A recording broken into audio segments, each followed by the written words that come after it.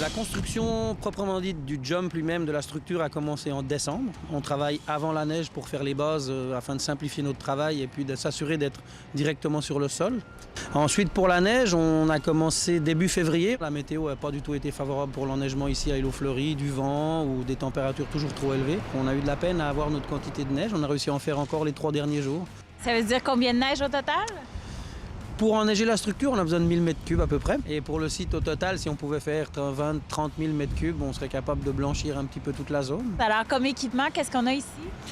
Ici derrière nous, un canon à neige prêté par la station Stoneham qu'on installe sur des bornes fontaines de la ville de Québec. Dès qu'il fait nuit, on travaille, on déplace la neige, on déplace le canon. Ensuite, on a un BR qui sert à brasser la neige, déplacer la neige, parce que la neige, en fait, elle durcit en un seul pain. Et quand on peut la remuer, elle gonfle, elle prend de l'expansion de l'air, elle devient de meilleure qualité. Ensuite, on la déplace. Ça prend une bonne équipe, une bonne paire de bras, râteau, on pelte, on y va. Ouais, c'est une grosse équipe qui travaille à bras.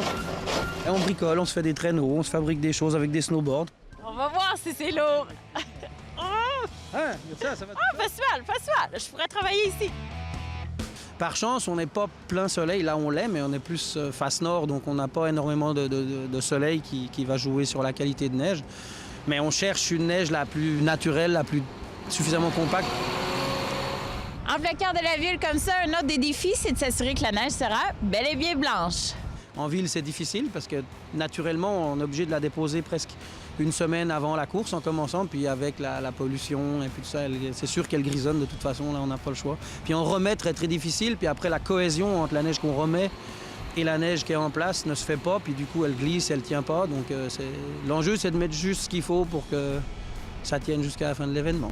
Et en terminant, des conditions météo de rêve pour vous, ce serait quoi pour l'événement? Un peu comme maintenant, grand soleil, 2 degrés serait parfait, je pense.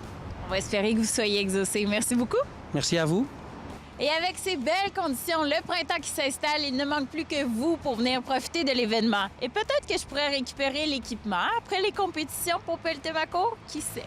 Bonne compétition!